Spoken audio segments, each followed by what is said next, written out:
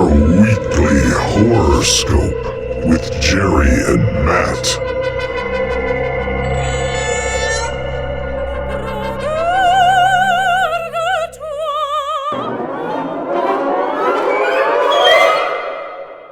Hey, welcome, horror fans. Welcome to another exciting edition of the Weekly Horoscope.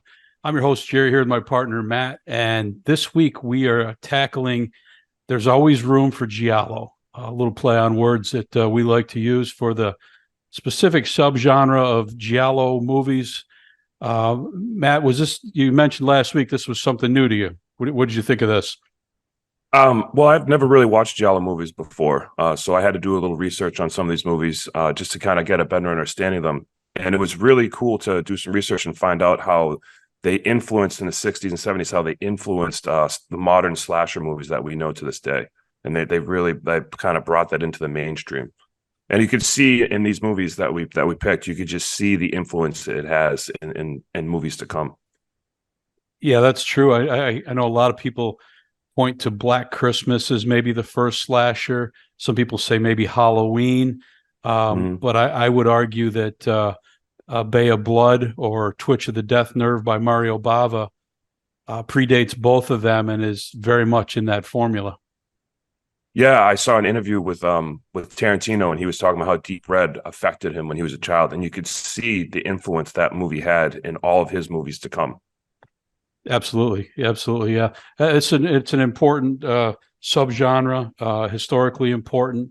It is characterized by the basic premises. There's an unknown murderer. He's often wearing black gloves, he or she. The kills are presented in a stylish and bloody manner with unique camera angles, which our two features tonight certainly have. Yeah. The color palette, it uses a lot of bright and primary colors to stage each scene, and there's typically an intense musical accompaniment with the murders, and that basically defines the Italian giallo genre. Most often, there's no supernatural elements, although there are some exceptions to that, but. And it's amazing the hundreds and hundreds of movies that were put out between the 60s, 70s, and 80s that fit that definition. Yeah, and going back to like we said about the music, both of these movies, and they're both Argento movies, but both the music is fitting for each one. Like for instance, in opera, it's all like kind of opera music. And then for Deep Red, there's a pianist that's involved, is a jazz pianist that's involved in the murders, and all the music is kind of jazzy. And so they kind of use the element of the storytelling. It's interesting. And Argento's really known for two things. He, outside of being one of the faces of the Giallo movies, is his unique and exciting camera work and his dedication to the music in his movies. So that really is kind of fitting here. And I thought there was a pretty funny line that was in opera when he's the director for the Macbeth. He's reading the review, and one of the reviewers says he should stop doing opera and stick to his horror. And I thought like Argento was kind of like jabbing himself right there. Kind of it was funny. Yeah. As Matt mentioned, our first movie is possibly the quintessential Giallo film. If you look at reviews and critics lists, it's 1975's Deep Red. We did not specifically set out to have two Dario Argento movies, but we selected independently, and that's what we came up with, and we decided to go with it. Yep. So this starts with an opening scene of a silhouetted shadow, and you can see a knife, and you can hear a murder takes place. And all you see is a Christmas tree and a bloody knife fall to a child's feet. And that's just kind of the opening 15 seconds of the film. Yep. It's technically a Christmas movie. Technically a Christmas movie, yeah. And we jump to 20 years later. And we're at a conference on telepathy where we meet Helga Ullman, and she is up front with a Professor Giordani, and they're doing a demonstration on people who retain their abilities. They argue that everyone was born with this telepathic ability, but we lose it as we get older and develop more known ways of communication. But the rare individual keeps it. And Helga's doing a demonstration about her abilities and knowing things about people in the audience, and until she screams. And she says she can feel his twisted mind, and there is death in the room. And she can feel like a prick of a thorn, she says. Yeah. And then later she says that she saw enough. She knows who the killer is. And we figure, that's probably not a good thing for her, that's not going to cause her much long-term success. Yeah, she shouldn't have said that. So that night, the killer attacks her at home, and he hatchets her through the door, and then he ends up murdering her in her window as her corpse kind of collapses through the glass and gets stuck on the jagged remaining glass pieces. It's a very good kill for 1975. It's presented very well. I thought the same thing. I was like, well, this is kind of like the revolutionary part, I believe, that they might have been talking about with slash films, because they show like her neck going right into the glass, and like there's just blood splattering everywhere. It was pretty vicious. It was, yeah. And down on the city streets, we have our main character is a pianist named Marcus, and he witnesses the murder in the window. Yep. And he rushes up to investigate. He lives in the same building and is a neighbor of Helga's. And the cops show up, and a reporter named Gianni shows up. It's funny because she walks through the door and she's grinning from ear to ear, like bouncing into the room, gleeful to be showing up at a murder scene, which I thought was a little strange for her entrance. Yeah. Well, she kind of loves what she does. She's really into it. So she's happy to be the first person there to get the scoop. Yeah. But she takes a photo of Marcus, and Marcus is thinking that a painting is missing, but he can't quite put his finger on it. And in what is kind of an odd, I thought, the whole premise of the movie, really, Marcus, a pianist, and Gianni kind of lead this investigation. We don't get the view from the police officers trying to figure out this murder. We get the neighbor and the reporter doing all this investigating, which I thought was pretty cool. Yeah, it just a little odd, but it fit the story. And again, a lot of Italian films are known for beautiful set pieces and ornate scenery, and sometimes lacking in logic. But oftentimes it's not really about the logic. It's kind of just like the character story, right? Like what this character is going through. Right. And Marcus is a good character. Right. He is. So it's kind of like he's kind of going on his own adventure, trying to solve what's going on here in his own community, how it's kind of affecting him. So he kind of just gets entwined in it. I mean, I think like he maybe feels like he just witnessed the murder, and then he comes up in the window and sees the guy, the person with the brown jacket take off, and suddenly he's involved. He knows something, so he's trying to make sure that he can help. Yep. So Marcus and Gianni, they interview Professor Giordani that was on the panel with her, and they kind of get him involved in their investigation, find out what he knows. And then Marcus makes the mistake of telling Gianni that women are weak, and that men and women are not equal in any way. So she challenges him to an arm wrestling match and beats him. And he's like, "You cheated." And so they end up going, and she pats him on the head for his fragile masculinity. She's like, "It's okay, I cheated. You won. I get it. You want to go out later?" And it was kind of tongue in cheek, but they actually go their separate ways at this point. He's mad, which I thought was a little funny. He goes to look for his drunk friend Carlos, who he was talking to in the street the night that he saw the murder. And Carlos is also a pianist. Mm-hmm. And when he goes to Carlos's home, he encounters Carlos's mother, Martha, who shows like a very weird obsession and interest with Marcus. She wants him to stay. Let's chat. She's being very flirty with him in a really weird way, it seemed. Yeah, yeah, and he's kind of off put. Like, I think she wants to like play the piano with him and stuff, and he's just like, I don't have time for that. I gotta go. Yeah, it was a really strange encounter, but Mm. Marcos, she does give him the information. He tracks Carlos down at a friend's house where he comes in and discovers that Carlos is gay. It's not his friend, it's actually his lover.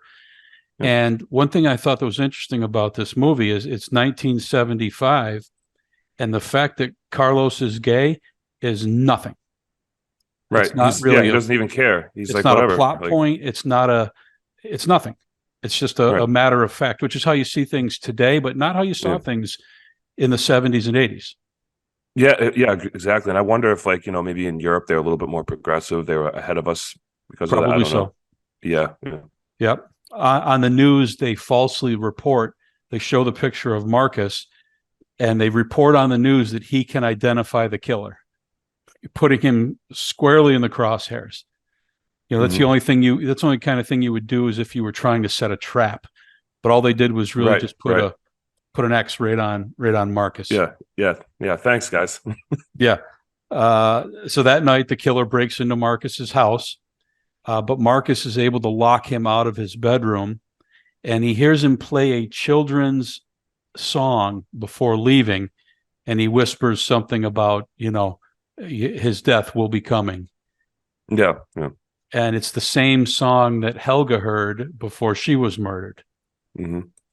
So Marcus goes and I'm sorry. Oh, go ahead. I was just going to say, yeah, they're tying it in. So keep going. Yeah. Yeah. So Marcus goes and tells Giordani, the professor, about the encounter, and Giordani mentions to him that there's a folklore book about a local haunted house where this song is sometimes heard playing.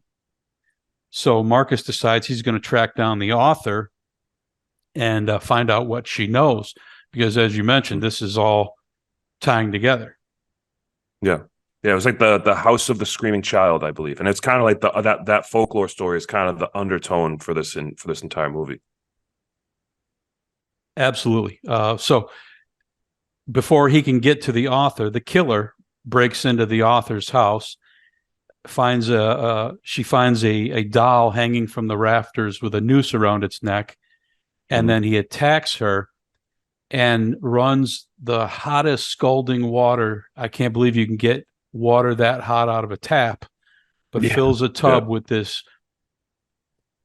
steaming, boiling tap water. Scalding hot. Yeah.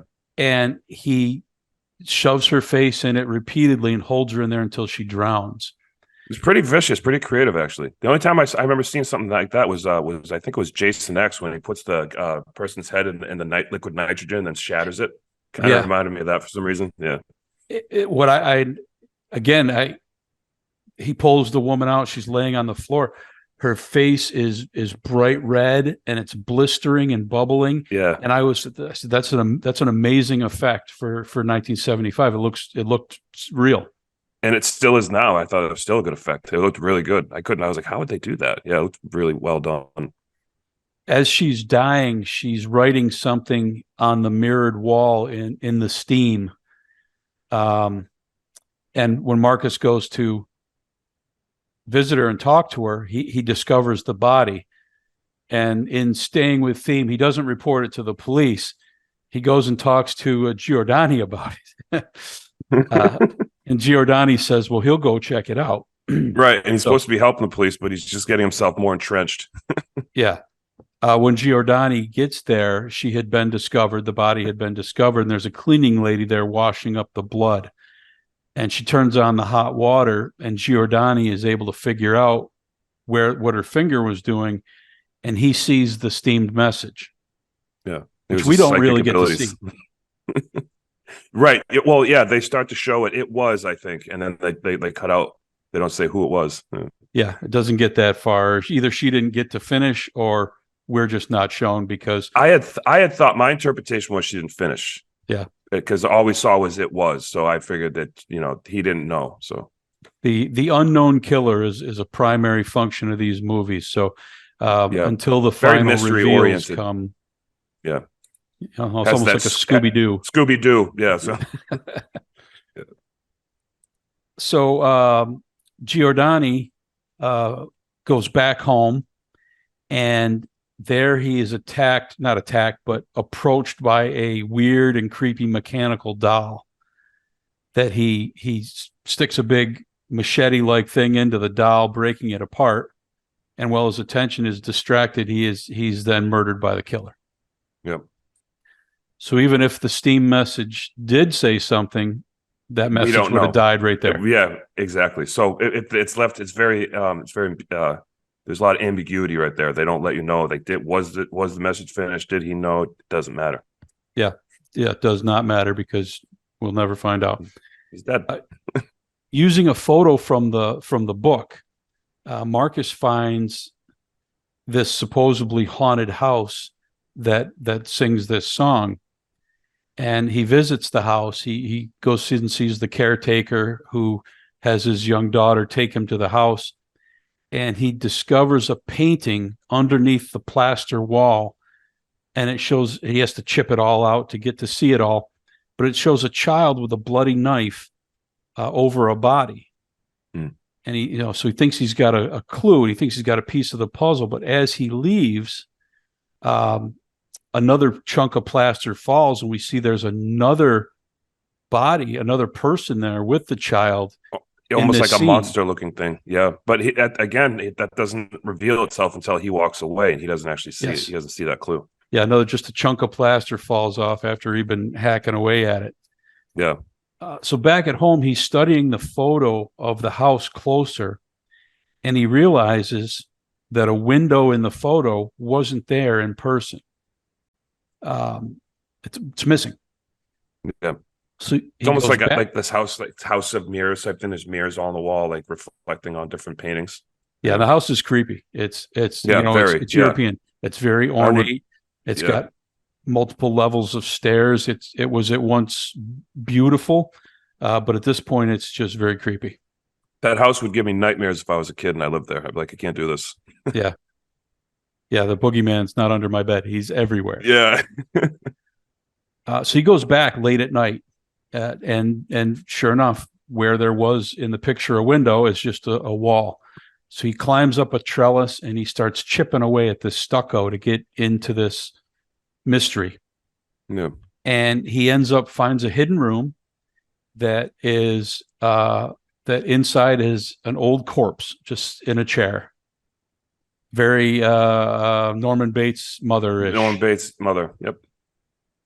And while he's looking at the scene, he gets knocked out from behind.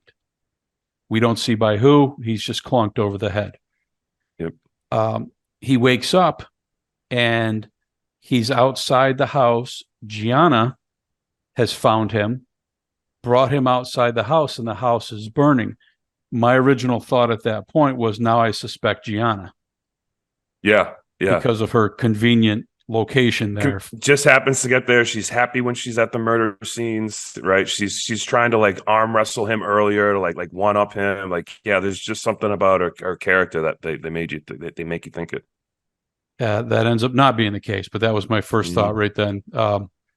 They go back to the caretaker's house, and he finds that the caretaker's daughter has a drawing almost the same as the one he found behind the wall. And she's kind of creepy too. She has violent tendencies. Like, she sticks a needle through a lizard and like kind of winces at her dad, and it like drops the lizard to the ground, and like she kind of seems like an evil kid. Even her dad says, she's creepy. Yeah.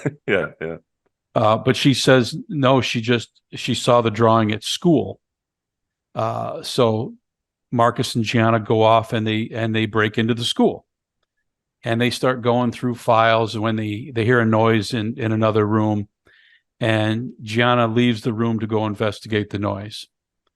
And when she doesn't answer, Marcus goes out and he finds her stabbed. She's leaning against like a pole with a knife in her, and Carlos is there with a gun. And before anything can happen between Marcos and Carlos, the police kind of break down all the windows and come charging in.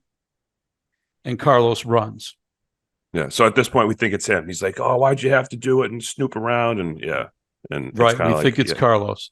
Yeah. And in what I thought was an amazing scene, Carlos runs out in the dark and gets hit by a garbage truck.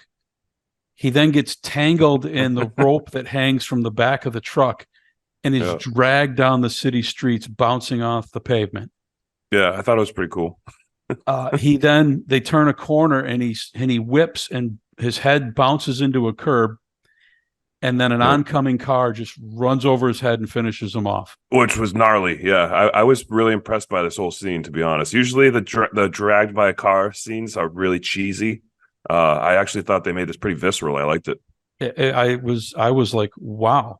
Yeah. For again, it's 1975. There's no CGI. I thought it was pretty well done. Very well done. Yeah, it keeps you watching it. You're gonna like rolling your eyes. You're just kind of like, oh, damn. Yeah. Gianna survives the stabbing, but when he's talking to her at the hospital, Marcus realizes that Carlos was with him in the street the night he saw Helga murdered, and that something's not quite right as with Carlos as the killer. So he goes back to the Helga's house to investigate more, and realizes what he thought was a missing painting was a mirror showing a reflection of the killer that he must have just missed in time. Yep. As he's figuring this out, Martha, Carlos's mother, appears behind him with a cleaver. Yep. And we get the kind of stereotypical confession to explain everything away at the end. Yeah. And she tells him that she killed her husband when, years ago, because her husband was going to put her in an asylum, and she walled up his body to hide it. And Carlos witnessed the whole thing, and that's kind of what drove him to alcoholism. Yeah. And again, it just impressed me that, it impressed me that they didn't paint him it was the alcohol. They didn't try to paint him being gay as some deviant sickness because of what happened to him. And I thought, I'm thinking back to, growing up in the 70s and 80s, and I thought that was handled very, very well. It was very progressive in a lot of ways. This movie is great. So, I mean, I couldn't recommend it more, but it was interesting how they took, they kind of took the House of the Screaming Child and like the elements of like how you thought it was going to be the little girl, and they kind of turned it into like the elderly person. Mm-hmm. And like the elderly person has like all these like dolls and paintings. So we find out Carlos attacked Marcus. Basically, he was just protecting his mother. Yeah. So after the big reveal, Martha attacks Marcus with the cleaver, injuring him. And she goes in for the kill, and her necklace gets caught in the elevator grate. Mm-hmm. And Marcus hits the button to send it down, and high quality jewelry, because the necklace doesn't break with the pressure. No. It actually cuts through her neck and decapitates her. Yeah, which was, I thought, the coolest kill of the entire movie. I'm glad they saved it for the end. It was, I keep thinking about, I'm like, for the day the era this was made, they had some amazing kills. I was very impressed. Yeah, I was too. And, I couldn't help but wonder this whole time I'm watching this movie, thinking about how Quentin Tarantino was inspired by this movie, because I saw so many elements of this movie in his movies going forward, like with like the jazz type music that he has, like this upbeat kind of music during a kill, mm-hmm. or like the way the camera would kind of zoom in on certain things and then stop, and then you'd kind of like read a note, and then it would kind of flash to the next scene. It was just really interesting, that the elements of style that he had. Eli Roth has mentioned drawing inspiration from the Giallo movies.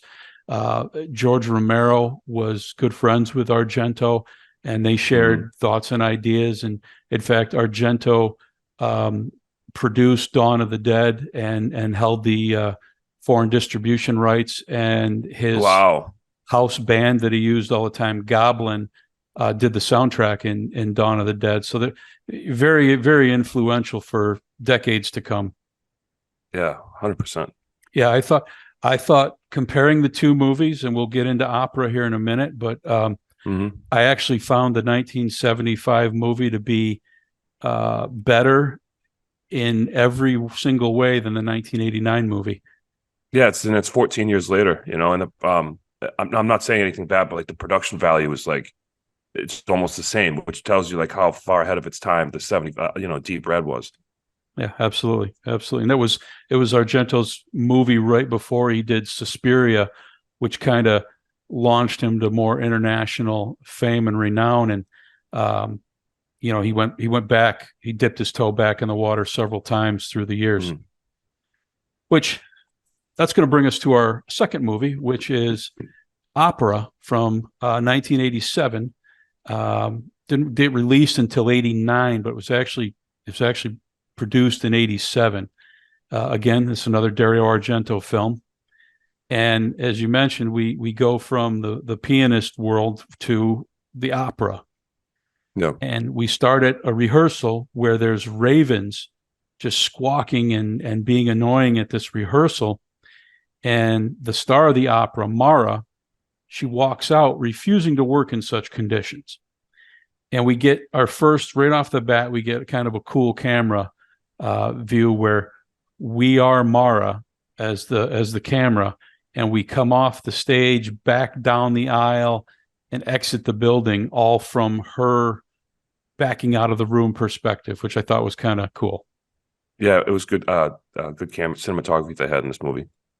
So she leaves the building and is immediately hit by a car, which we don't get to see that view. She lives, but she's out.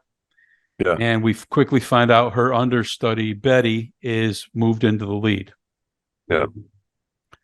Betty's nervous. She doesn't think she's ready for an opera. She specifically mentions that Macbeth is a cursed play and a cursed opera, and bad things happen.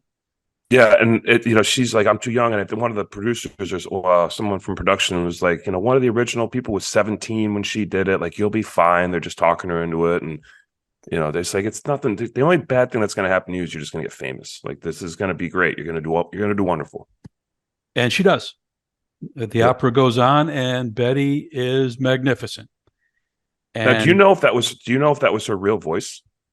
Or was that recorded? I do not know, but if it's not, the editing and dubbing was perfect. Yeah, all right. It's incredible either way. It is, yeah. It was, I'm not necessarily an opera fan, but it was. Well, I'm not either. Yeah, right. But when you can hear it and then you understand that sound, you're like, wow. Yeah, it was amazing. She's magnificent. The crowd is loving her. And we see a figure is up in a box that's not supposed to be open. It's supposed to be empty. And a stagehand finds this figure there and gets murdered by being slammed backwards into a coat rack. And some lights fall out of that little balcony and crash to the ground, kind of interrupting the whole opera. They get it cleaned up. And they resume. And the show must go on. And the director comes out. He's like, "Oh no, you're gonna keep going." Yeah, we didn't like normally they would evacuate the building for this. And he's just like, "Nope, keep going. No one stops my show." And at the end, she's getting bravo, bravo, cheers. The crowd loved her. Mm. Afterwards, she's in her dressing room, and investigator Alan Santini, he's the first to show up, and he presents her with flowers. And just a nod to her great performance. And the crew is talking about they're going off to the after party. They're going to celebrate. And Betty's going to go with the stage manager and her boyfriend, Stefano. Yeah. And I thought it was really weird that it's an Italian movie and the two main characters are Alan and Betty. Yeah. It just felt like 1950s America. I was like, well. Yeah. Archie and Jughead were going to show up later. Yeah. So they go to the after party, and while they're there, the stalker breaks into the opera house, and he's tormenting and ends up killing a few of the ravens. And he cuts up Betty's costume from the show for some reason. Yeah, and he's just there causing a mess. Meanwhile, they leave the after party, and Betty and Stefano go back to his apartment. And what I thought was an interesting scene, they're in bed, and it appears they are going to or just recently had sex, but she tells him that that's not really her thing. She's tried it. It doesn't really work for her. Yeah. And in perfect non-stereotypical fashion, he's like, okay, whatever you want, Betty. He's like, you want me to get some tea? And Yeah. he goes to get tea. Yeah. He feels a little insecure about the relationship. He's like, do you not like me or something like that? What's going on here? Yeah. But like, she's like, no, that's not it. It's nothing to do with you. And he's like, all right, I'll just get us some tea and we'll hang. He's not a jerk about it. He doesn't pressure her about it. Yeah. It was a nice change from what the stereotypical scene like that. Yeah. The jerk. Yeah. But while he's getting tea, the killer breaks in and he ties up Betty, including what is kind of the infamous shot of this movie. He has needles on a strip of tape that he tapes to her eyes that prod her lids to stay open. So she I was can't like, oh no, move, what if she blinks? and every time she blinks, you see blood start to pool. Blood. Yeah. And it's kind of a cool visual. It's unique, but his goal is she's forced to watch whatever's happening. She's going to have to watch it, and that was kind of a cool twist, I thought. Yeah. And it was actually after this kill, it's kind of revealed through one line when the killer says, right before the killer leaves, the killer says, you're not as frigid as you think you are, and like then leaves. And it's kind of basically insinuating the killer was in the room right there the whole time listening to them. Yeah. And waiting to pounce. So she was listening because she was like, oh, like referring to her sexuality. Like she was feeling like cold. Like, I'm sorry if I come off cold when they were having that talk. Yeah. And then the killer says, you're not as frigid as you think you are, and then leaves. And it's like, oh, she was right there. Like the killer was right there the whole time. Like under the bed. Who knows? Yeah. These killers have like this omnipotent power where they get wherever they want to be. They always know everything they need to know. It can be pretty pretty terrifying, I suppose. After he forces her to watch him kill Stefano, he cuts her loose and she takes off. And out in the streets, she calls the cops anonymously from a payphone, and she's just walking in the rain crying. Yeah. And the director of the opera, Marco, drives and he sees her, and he picks her up, and she confides in him what happened and tells him that she used to have a recurring nightmare as a child that was very similar. And he takes her home, offers to stay with her. She says she's fine. And, she locks herself in her room. And I thought they did a good job with him not being stereotypical as well, because they make you think he's going to be the chauvinistic director. And he actually is really, really nice to her, like just genuinely. Yeah. He's like, well, he got to start making horror movies, so he's probably a good guy. Yeah. So the next day, Inspector Santini shows up to the opera house, and he interviews the entire cast and wants to know where everyone was and what they were doing. And he knows that Stefano left the party with Betty. But Betty stays kind of hidden from his inquiries. She meets Julia, and they're going to work on repairing her costume before the next show. And while fixing the dress, while looking at it, Julia finds an engraved bracelet stuck in the fabric, and it appears to have a date on it or something of some significance to someone. While she's trying to figure out what it is, the killer breaks in, ties up Betty as before, uses the needles in the eyes. Muzzles are up and everything. Yep. And ends up stabbing Julia. And in a what I thought was kind of a weird scene, Julia swallows the bracelet. So the killer has to cut her throat and kind of fishes it out. Yeah, it was vicious. Like he throws an iron at her back, and like she falls to the ground. Yeah, and then she throws the bracelet, and then she goes to get it, and he goes to get the bracelet, and then that's when he turns around and cuts her up, and he uses shears. He uses shears like open her stomach up, and it's real crunchy. And I was like, "Ooh, this is pretty vicious." Yeah, he's using the fabric shears that she works with, and he turned them into bone saws or something. Yeah. Yeah, it was pretty brutal, but just like before, he cuts Betty loose and he takes off. Yep.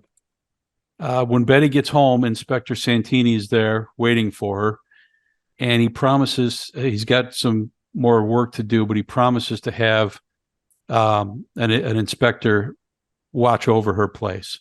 Mhm. And an inspector, Sauvé, arrives, and he's supposed to watch her. And so she lets him in. He gets comfortable sitting in the den. He's just sitting there.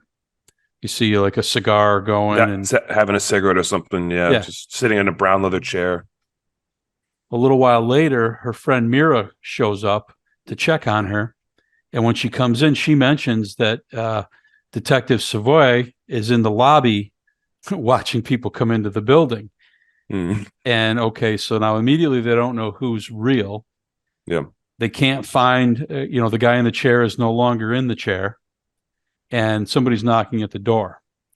So Mira starts interrogating the person at the door, and she's got her eye to the peephole, and she's looking in as she asks questions, and the killer puts the gun to the peephole and just blows straight through her eyeball, right through the back of her head.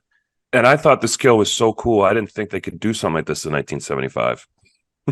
Because they show the bullet traveling through like a corridor, like slowly, and then like going through her head. I was like, what?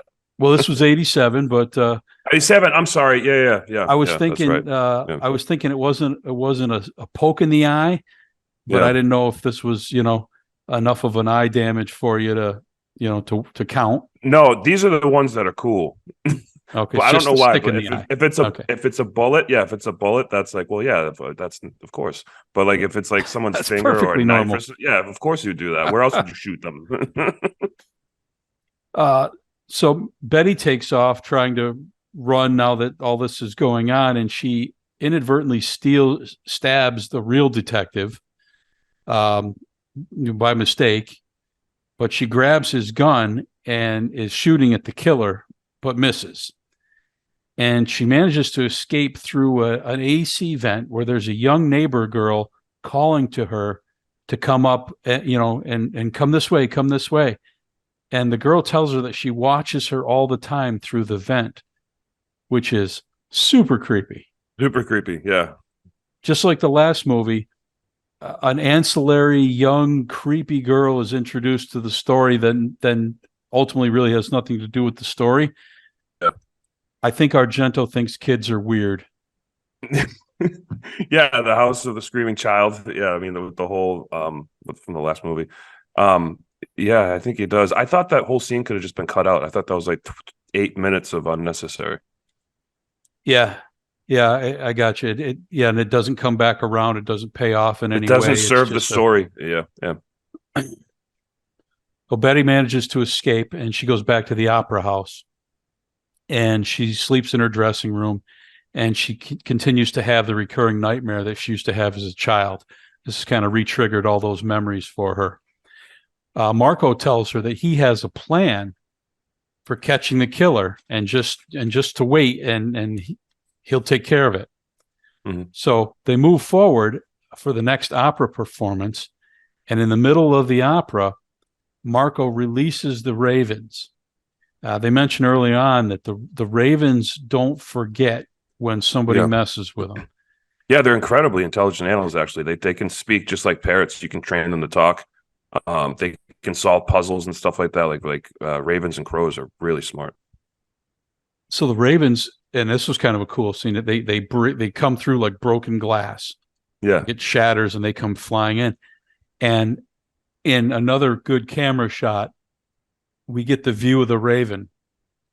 We see him circling the opera house, but then for a brief minute, we get the camera as a raven, and it's circling and swooping and dipping and diving, and that was a cool shot.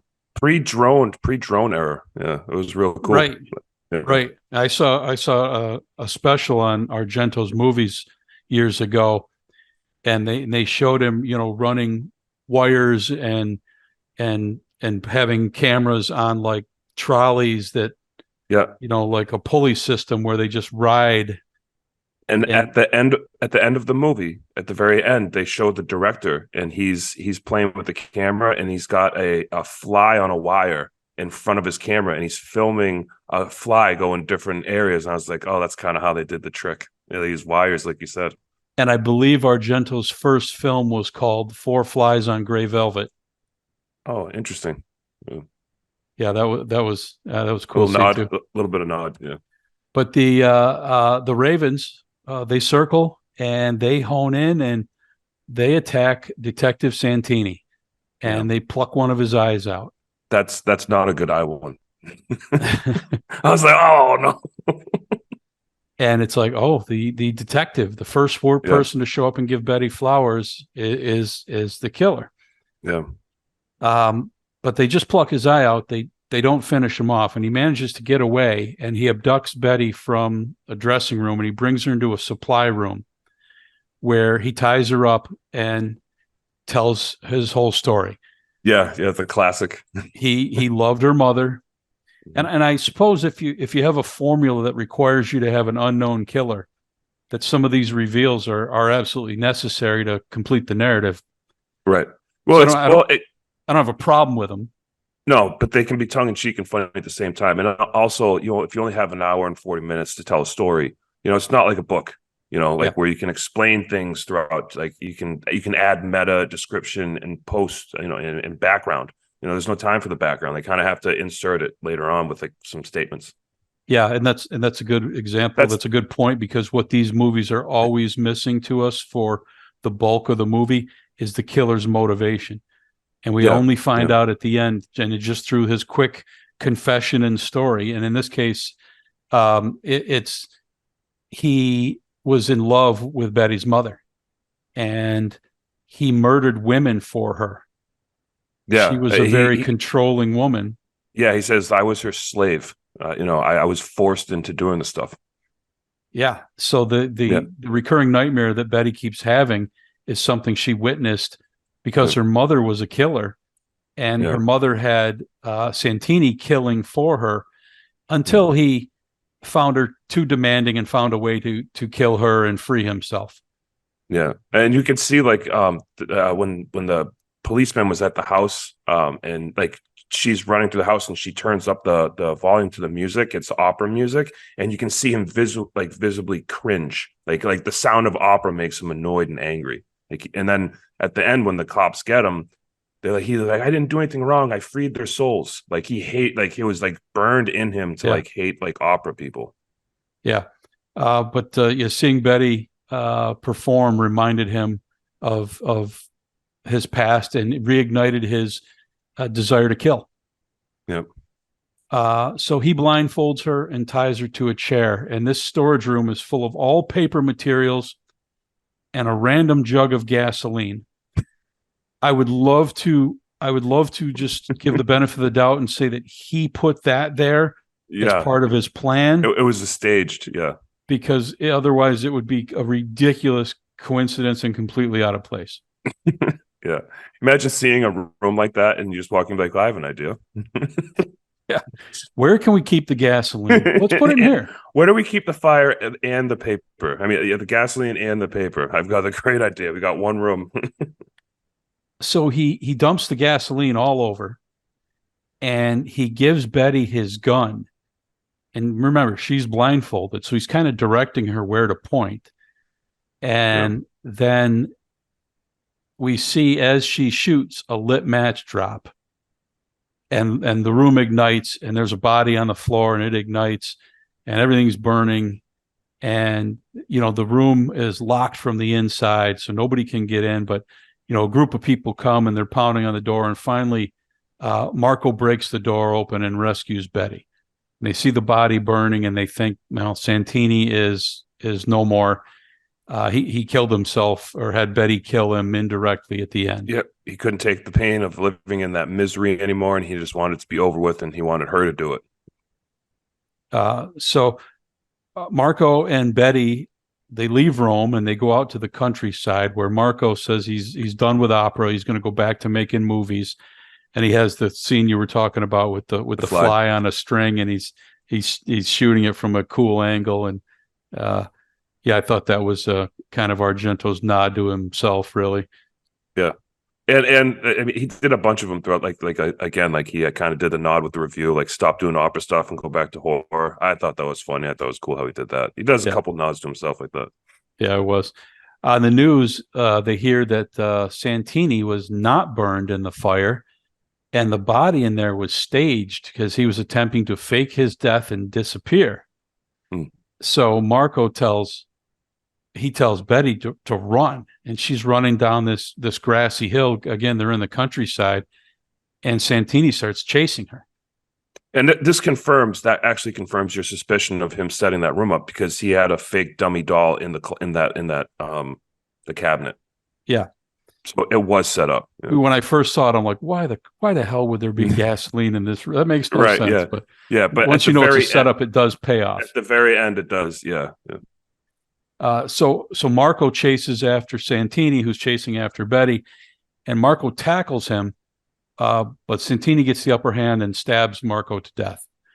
Marco, who, like you thought, was going to be this typical tyrant of a director, or maybe some misogynistic, but he actually has been nothing but helpful and supportive the whole time, and now he lost his life trying to protect Betty.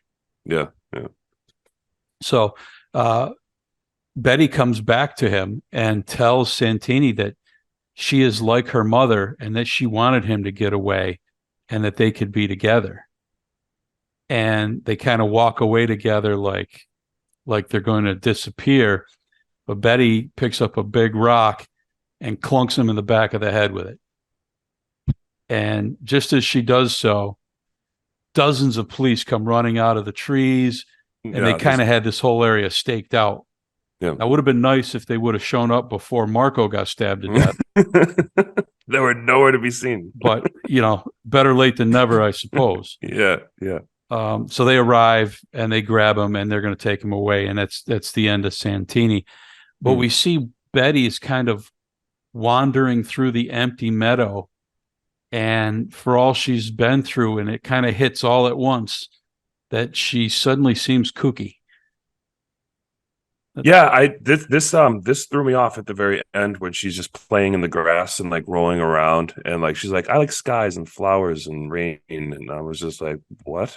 And there's like a little lizard trapped in a little salamander. Yeah, and she kind of frees it, and she's like, you're free now. It's like she went through all this and now she seems kooky. Yeah, well, after when they arrested him, she should have been like brought and debriefed and like seen a psychologist and a doctor, and like she should have been under like like she was medical treatment. You know what I mean? Like they need to like know what she knows. Like they just let her run through the grass. She's just rolling around in the grass like a mad dog. Yeah. It's they don't need a statement from her or anything like that. No, nothing. That's how the movie ends. So that was the end. I would say a couple things. I thought Deep Red was vastly superior in every way.